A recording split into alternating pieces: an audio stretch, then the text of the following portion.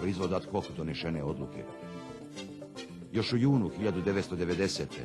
sa predizbornog mitinga stranke Demokratske akcije u Velikoj Kladuši, neprijateljima Bosne upućena je poruka da će Bošnjaci u slučaju napada zajedno sa drugim narodima i oružjem braniti svoju zemlju. Godinu dana kasnije, a 10 mjeseci prije agresije, SDA je u Sarajevskom domu milicije, uz učešće 380 predstavnika iz cijele Jugoslavije, formirala Vijeće nacionalne odbrane.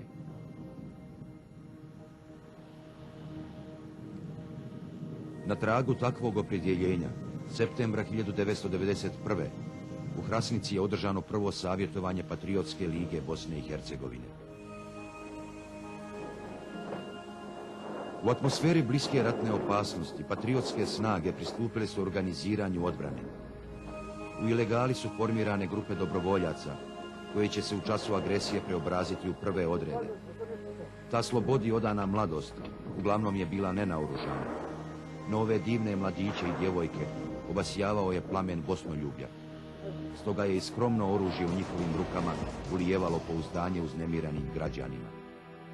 Tako se rađala armija Republike Bosne i Hercegovine. Ona je u početku bila prinuđena da se snabdijeva uglavnom iz plijena zadobivenog u okršajima s agresorom. Istovremeno, preduzeća i privatni poduzetnici su u širokom zamahu, u industrijskim pogonima i zanatskim radionicama na oslobođenim teritorijama organizirali vlastitu proizvodnju.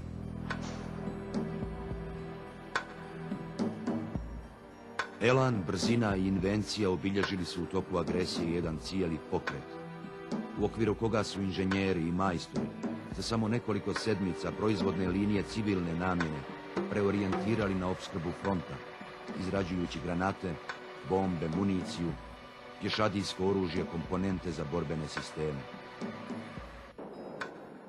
Odbrana nije samo pitanje oružja, već i motiva. Obični ljudi bili su riješeni da idu do kraja, jer nigdje nisu bili potrebni kao ovdje, a nikome nisu bili dužni kao Bosni. Elan u našim snagama je na zavidnom nivou. Odaziv našeg stanovništva je maksimalno i vjerujem da ćemo uspjeti.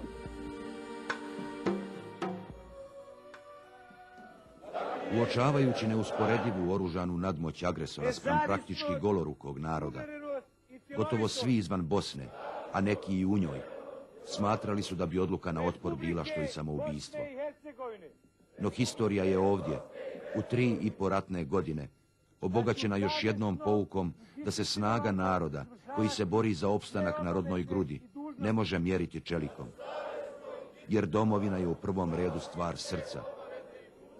Njeni je sinovi ne brane zato što je jaka ili bogata, već zato što je majka. Bosanski narod do ovog vremena nije znao da toliko voli svoju zemlju. Niti je pak Bosna ikada ranije upamtila ovako privrženo, ovako odvažno i ovako snažno svoje pokoljenje.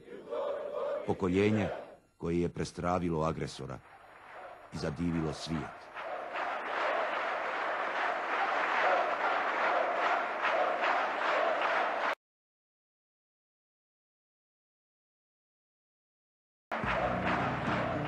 Jedna popularna pjesma iz tih dana uočila je da se Bosnom širi miris ljiljana.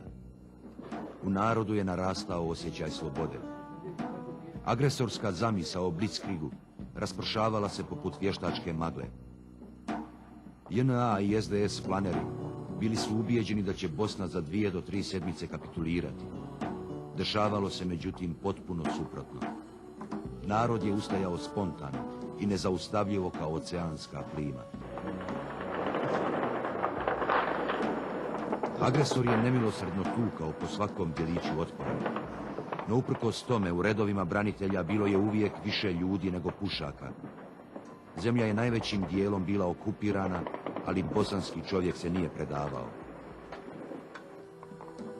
Odmetnuto JNA soldateski suprotstavile su se jedinice teritorijalne odbrane i Ministarstva unutrašnjih poslova, te pripadnici Patriotske lige, Zelenih beretki, Bosne, Sinova Bosne.